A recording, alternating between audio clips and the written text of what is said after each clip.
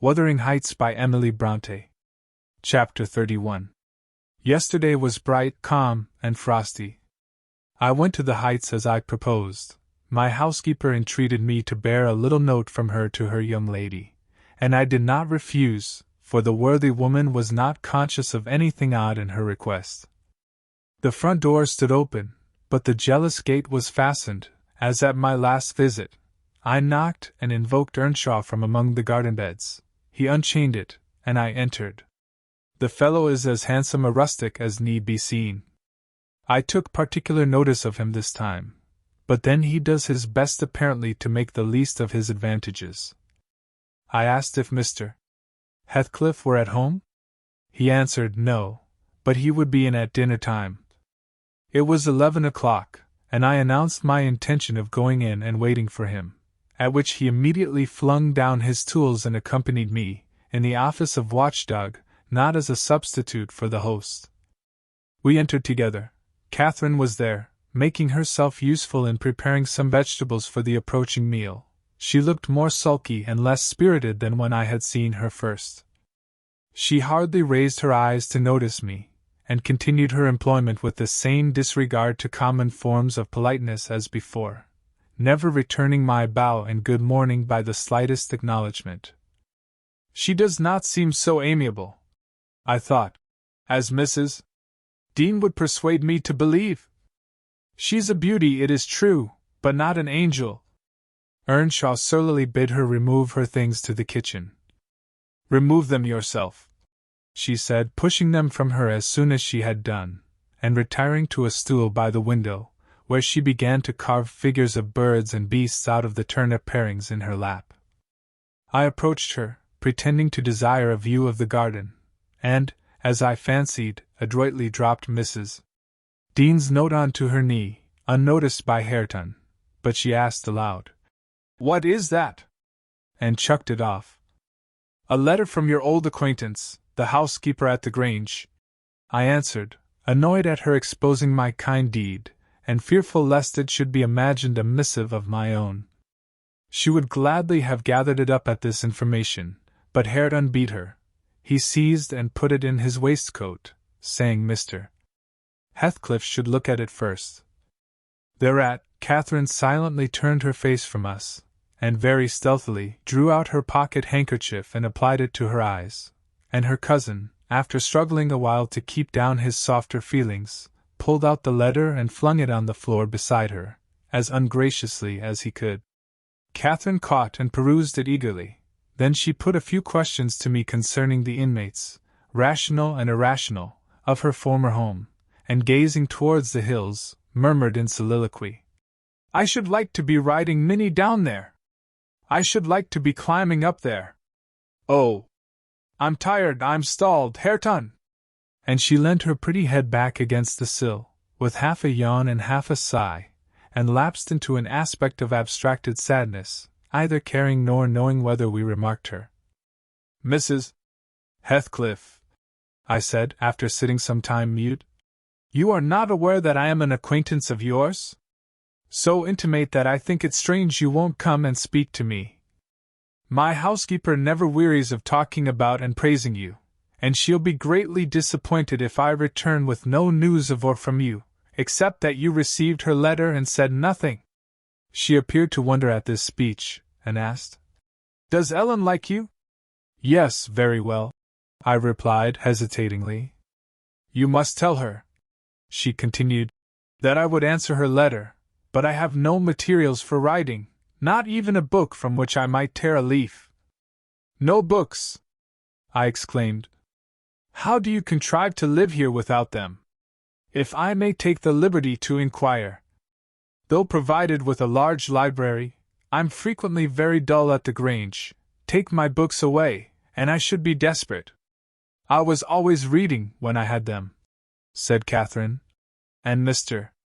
Heathcliff never reads, so he took it into his head to destroy my books. I have not had a glimpse of one for weeks. Only once I searched through Joseph's store of theology, to his great irritation, and once, Hareton, I came upon a secret stock in your room, some Latin and Greek, and some tales and poetry, all old friends. I brought the last here, and you gathered them, as a magpie gathers silver spoons, for the mere love of stealing. They are of no use to you, or else you concealed them in the bad spirit that, as you cannot enjoy them, nobody else shall. Perhaps your envy counseled Mr. Heathcliff to rob me of my treasures? But I've most of them written on my brain and printed in my heart, and you cannot deprive me of those. Earnshaw blushed crimson when his cousin made this revelation of his private literary accumulations, and stammered an indignant denial of her accusations. Mr. Hareton is desirous of increasing his amount of knowledge, I said, coming to his rescue. He is not envious, but emulous of your attainments. He'll be a clever scholar in a few years. And he wants me to sink into a dunce, meantime, answered Catherine. Yes, I hear him trying to spell and read to himself, and pretty blunders he makes. I wish you would repeat Chevy Chase as you did yesterday. It was extremely funny. I heard you, and I heard you turning over the dictionary to seek out the hard words, and then cursing because you couldn't read their explanations. The young man evidently thought it too bad that he should be laughed at for his ignorance, and then laughed at for trying to remove it. I had a similar notion, and remembering Mrs. Dean's anecdote of his first attempt at enlightening the darkness in which he had been reared, I observed. But, Mrs. Heathcliff, we have each had a commencement, and each stumbled and tottered on the threshold. Had our teachers scorned instead of aiding us, we should stumble and totter yet. Oh, she replied, I don't wish to limit his acquirements. Still, he has no right to appropriate what is mine, and make it ridiculous to me with his vile mistakes and mispronunciations. Those books, both prose and verse, are consecrated to me by other associations, and I hate to have them debased and profaned in his mouth. Besides of all, he has selected my favorite pieces that I love the most to repeat, as if out of deliberate malice. Hareton's chest heaved in silence a minute. He labored under a severe sense of mortification and wrath, which it was no easy task to suppress. I rose, and from a gentlemanly idea of relieving his embarrassment, took up my station in the doorway, surveying the external prospect as I stood. He followed my example and left the room, but presently reappeared, bearing 6 volumes in his hands, which he threw into Catherine's lap, exclaiming, Take them. I never want to hear, or read, or think of them again. I won't have them now. She answered, I shall connect them with you, and hate them. She opened one that had obviously been often turned over, and read a portion in the drawling tone of a beginner, then laughed, and threw it from her. And listen, she continued provokingly, commencing a verse of an old ballad in the same fashion. But his self-love would endure no further torment. I heard, and not altogether disapprovingly, a manual check given to her saucy tongue. The little wretch had done her utmost to hurt her cousin's sensitive though uncultivated feelings, and a physical argument was the only mode he had of balancing the account, and repaying its effects on the inflictor. He afterwards gathered the books and hurled them on the fire. I read in his countenance what anguish it was to offer that sacrifice to spleen. I fancied that as they consumed, he recalled the pleasure they had already imparted, and the triumph and ever-increasing pleasure he had anticipated from them, and I fancied I guessed the incitement to his secret studies also. He had been content with daily labor and rough animal enjoyments, till Catherine crossed his path. Shame at her scorn, and hope of her approval, were his first prompters to higher pursuits, and instead of guarding him from one and winning him to the other, his endeavors to raise himself had produced just the contrary result. Yes, that's all the good that such a brood as you can get from them, cried Catherine, sucking her damaged lip, and watching the conflagration with indignant eyes. You'd better hold your tongue now, he answered fiercely.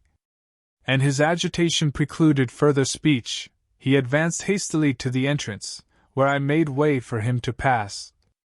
But ere he had crossed the door-stones, Mr. Heathcliff, coming up the causeway, encountered him, and laying hold of his shoulder asked, What's to do now, my lad? Naught, he said, and broke away to enjoy his grief and anger in solitude. Heathcliff gazed after him, and sighed. It will be odd if I thwart myself, he muttered, unconscious that I was behind him. But when I look for his father in his face, I find her every day more. How the devil is he so like? I can hardly bear to see him. He bent his eyes to the ground, and walked moodily in. There was a restless, anxious expression in his countenance I had never remarked there before, and he looked sparer in person. His daughter-in-law, on perceiving him through the window, immediately escaped to the kitchen, so that I remained alone. "I'm glad to see you out of doors again, Mr. Lockwood," he said in reply to my greeting. "From selfish motives partly, I don't think I could readily supply your loss in this desolation. I've wondered more than once what brought you here." "An idle whim, I fear, sir," was my answer. "Or else an idle whim is going to spirit me away. I shall set out for London next week, and I must give you warning that I feel no disposition to retain Thrushcross Grange beyond the 12 months I agreed to rent it. I believe I shall not live there any more." "Oh, indeed, you're tired of being banished from the world, are you?" he said. "But if you be coming to plead off paying for a place you won't occupy, your journey is useless. I never relent in exacting my due from any one." "I'm coming to plead off nothing about it," I exclaimed, considerably irritated. "Should you wish it, I'll settle with you now." And I drew my note-book from my pocket. "No, no," he replied coolly. "You'll leave sufficient behind to cover your debts. If you fail to return, I'm not in such a hurry. Sit down and take your dinner with us. A guest that is safe from repeating his visit can generally be made welcome. Catherine! Bring the things in. Where are you?" Catherine reappeared, bearing a tray of knives and forks. "You may get your dinner with Joseph," muttered Heathcliff, aside, "and remain in the kitchen till he is gone." She obeyed his directions very punctually. Perhaps she had no temptation to transgress. Living among clowns and misanthropists, she probably cannot appreciate a better class of people when she meets them. With Mr. Heathcliff, grim and saturnine, on the one hand, and Hareton, absolutely dumb, on the other, I made a somewhat cheerless meal, and bade adieu early. I would have departed by the back way, to get a last glimpse of Catherine and annoy old Joseph, but Hareton received orders to lead up my horse, and my host himself escorted me to the door, so I could not fulfill my wish. How dreary life gets over in that house, I reflected, while riding down the road.